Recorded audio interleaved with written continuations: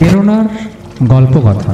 বিভিন্ন ধরনের গল্প, যেমন রামায়ণের বিভিন্ন কাহিনী, মহাভারতের বিভিন্ন কাহিনী, পৌরাণিক গল্প, ভূতের গল্প এবং আরও অনেক গল্প নিয়ে সাজানো আমাদের এই চ্যানেল প্রেরণার গল্পকথা।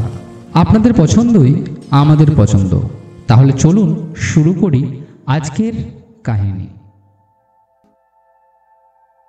নমস্কার বন্ধুরা, প্রেরণার গল্পকথা ইউটিউব চ্যানেলে সকলকে স্বাগত।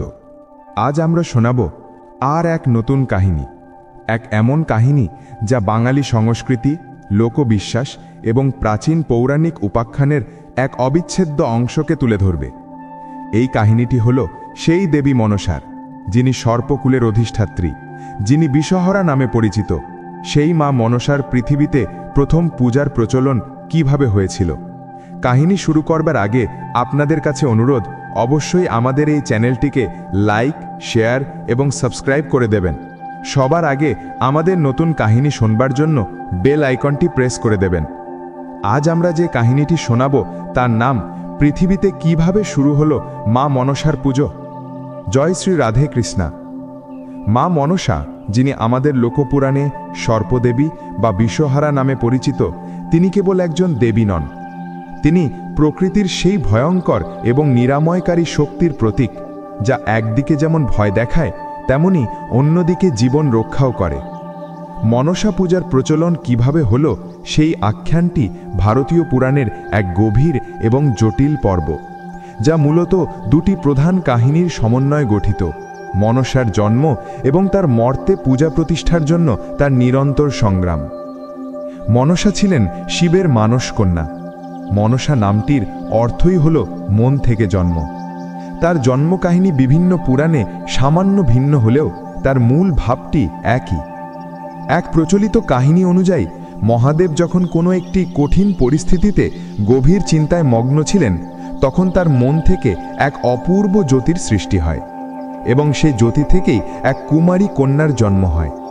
এই কন্যাই ছিলেন মনসা। যেহেতু তার জন্ম মন থেকে, তাই তার নাম হয় মনসা। অন্য একটি মতে তিনি ঋষি কশ্যপ এবং কদ্রুর কন্যা, যেখানে কদ্রু ছিলেন সর্পকুলের মাতা।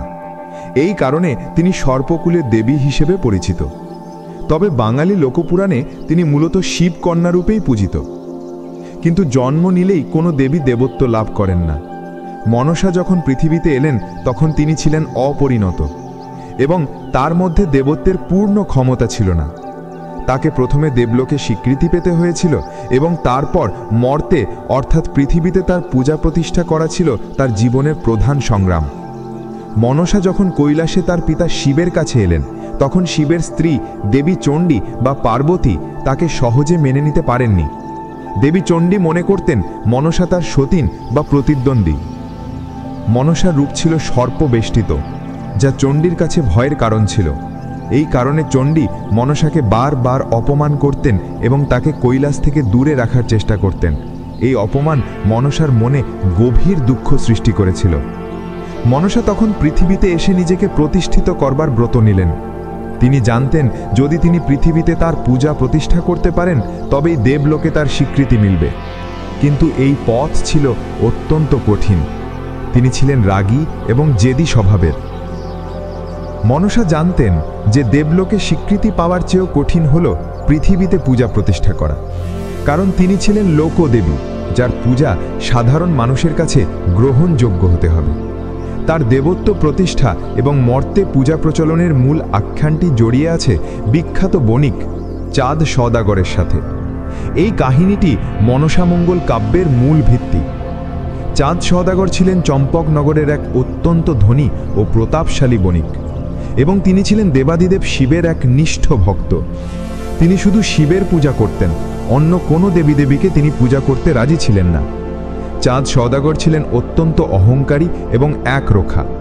তিনি মনসাকে দেবী হিসেবে মানতে রাজি ছিলেন না, কারণ মনসার জন্ম এবং তার রূপ চাঁদ সওদাগরের কাছে রাজকীয় বা পবিত্র বলে মনে হতো না। চাঁদ সওদাগরের চোখে মনসা ছিলেন কেবল একজন সামান্য সর্পদেবী, যার পূজা করা তার মতো একজন শ্রেষ্ঠ শিব ভক্তের পক্ষে অপমানজনক। মনসা জানতেন যে তার পূজা যদি পৃথিবীতে প্রতিষ্ঠা করতে হয় তবে চাঁদ সওদাগরের মতো প্রভাবশালী এবং সমাজে উচ্চ স্থানাধিকারী একজন ব্যক্তিকে দিয়েই প্রথম পূজা করাতে হবে। তাই তিনি চাঁদ সওদাগরকে তার পূজা করবার জন্য অনুরোধ করেন। কিন্তু চাঁদ সওদাগর দৃঢ়ভাবে সেই অনুরোধ প্রত্যাখ্যান করেন এবং মনসাকে অপমান করে বলেন, আমি শিব ছাড়া আর কাউকে পূজা করব না। তোর মতো কানা অর্থাৎ এক চোখ অন্ধ এবং সর্পদেবীকে আমি পূজা করতে পারি না। এই প্রত্যাখ্যান মনসার মনে তীব্র ক্রোধ এবং অপমানের জন্ম দেয়। শুরু হলো মনসা এবং চাঁদ সওদাগরের এক দীর্ঘ ও ভয়ঙ্কর সংঘাত। মনসা প্রতিজ্ঞা করলেন যে তিনি চাঁদ সওদাগরকে বাধ্য করবেন তার পূজা করতে, আর চাঁদ সওদাগরও প্রতিজ্ঞা করলেন যে তিনি জীবনে কোনোদিন মনসার পূজা করবেন না। এই সংঘাতের ফলশ্রুতিতে মনসা তার ঐশ্বরিক এবং সর্পশক্তি প্রয়োগ করে চাঁদ সওদাগরের জীবনে একের পর এক বিপর্যয় নিয়ে এলেন। মনসা তার সর্পবাহিনী দিয়ে চাঁদ সওদাগরের সকল ধন সম্পদ, বাণিজ্যের জাহাজ এবং বাণিজ্য সাম্রাজ্য ধ্বংস করে দিলেন। চাঁদ সওদাগরের সপ্তডিঙা মধুকর এবং অন্য 6টি জাহাজ সমুদ্রের তোড়ে বা সর্পের বিষে ডুবে গিয়েছিল। চাঁদ সওদাগর তার সব হারিয়ে নিঃস্ব হয়ে গেলেন। মনসা এরপর তার ব্যক্তিগত জীবনে আঘাত হানলেন। তার 6 পুত্রকে তিনি সর্পদংশনের মাধ্যমে হত্যা করলেন।